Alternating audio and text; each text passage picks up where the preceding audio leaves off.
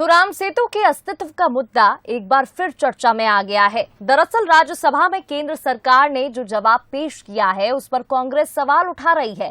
कांग्रेस के वरिष्ठ नेता सुरेश पचौरी ने इसको लेकर ट्वीट किया है। उन्होंने लिखा है कि बीजेपी सरकार ने राज्यसभा में कहा है कि राम सेतु के ठोस प्रमाण नहीं है। ये बयान करोड़ों सनातन धर्मावलंबियों की आस्था पर कुठाराघात है।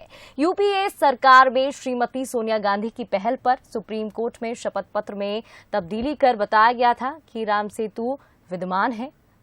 और वहीं द्वीपीधीश्वर शंकराचार्य स्वामी स्वरूपानंद जी सरस्वती ने इस विषय में सोनिया गांधी जी से बात की थी और श्रीमती गांधी की पहल पर तत्कालीन कानून मंत्री हंसराज भारद्वाज जी ने प्रेस कॉन्फ्रेंस आयोजित कर कहा कि राम सेतु का अस्तित्व है और हमने सुप्रीम कोर्ट में शपथ पत्र में सुधार कर दिया है। तो फिर से राम सेतु के अस्तित्व का मुद्दा अब चर्चा में आ चुका है। तो कांग्रेस ने केंद्र के खिलाफ अब मोर्चा खोल दिया। सुरेश पचौरी ने भी ट्वीट कर अब मामले में सवाल उठाया है। तो अब आपको इस खबर की तह में लेकर चलते हैं। पूरा मामला राज्यसभा में सवाल जवाब से जुड़ा है। दरअसल हरियाणा में निर्दलीय सांसद कार्तिकेय शर्मा ने राज्यसभा में पूछा था कि क्या सरकार हमारे गौरवशाली इतिहास को लेकर कोई साइंटिफिक रिसर्च कर रही है, क्योंकि पिछली सरकारों ने इस मुद्दे को महत्व नहीं दिया। कार्तिकेय शर्मा के इस सवाल पर केंद्रीय मंत्री जितेंद्र सिंह ने जवाब दिया।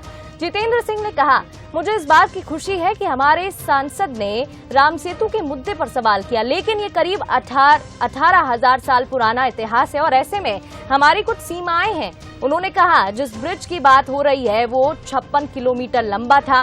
स्पेस टेक्नोलॉजी के जरिए हमने पता लगाया कि समुद्र में पत्थरों के कुछ टुकड़े पाए गए हैं और इनमें कुछ ऐसी आकृति है जो निरंतर पत्थर उसमें दिखाई देते हैं, निरंतरता को दिखाती है और समुद्र में कुछ आइलैंड और चूना पत्थर जैसी चीजें भी मिली हैं। तो साफ शब्दों में कहा जाए तो ये कहना मुश्किल है कि राम सेतु का वास्तविक स्वरूप वहां मौजूद है। हालांकि कुछ संकेत ऐसे भी हैं जिनमें ये पता चलता है कि वहां कोई स्ट्रक्चर मौजूद हो सकता है। तो राम सेतु के अस्तित्व का मुद्दा वापस से चर्चा में आता हुआ नजर आ रहा है और ऐसे में कांग्रेस ने केंद्र के खिलाफ मोर्चा भी खोल दिया है। और चलिए इस खबर पर अधिक विश्लेषण के लिए हमारे साथ न्यूज हेड शरद द्विवेदी जी जुड़ गए, उनसे बातचीत कर लेते हैं। शरद जी, दोबारा से राम सेतु का जो ये मुद्दा है वो गर्माता हुआ नजर आ रहा है। पहले मनमोहन सरकार जब थी उस दौरान भी देखा गया कि कांग्रेस पर अक्सर बीजेपी सवाल खड़े करती थी कि जो राम सेतु का अस्तित्व है वो उसको नकारती है। ऐसे में जो अभी राज्यसभा में देखा गया है, क्या ऐसे में केंद्र सरकार पर कांग्रेस को हमला बोलने का एक मौका मिल जाएगा, घेरने का एक जरिया मिल जाएगा? जी देखिए, ये विषय बड़ा संवेदनशील है और इस विषय में और पिछले विषय में कुछ बुनियादी तौर पर कुछ अंतर भी हैं।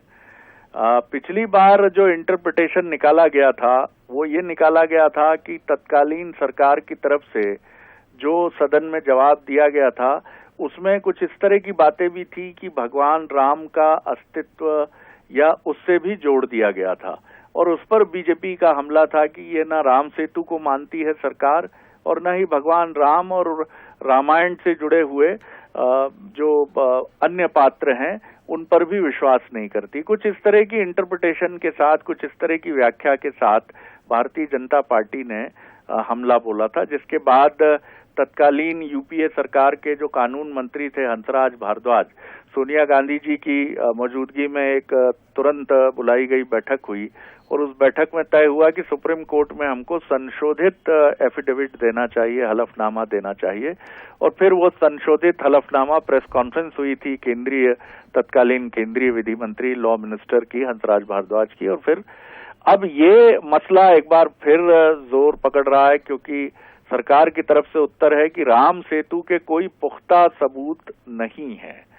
अब यहाँ सिर्फ राम सेतु की बात हुई है, लेकिन राम सेतु और राम दोनों को जोड़कर देखने की बात है तो निश्चित तौर पर एक विषय, लेकिन अब तकनीकी तौर पर सरकार किस तरह से ये बात कह सकती है या आगे उसका इंटरप्रिटेशन क्या होगा ये तो बात का विषय है।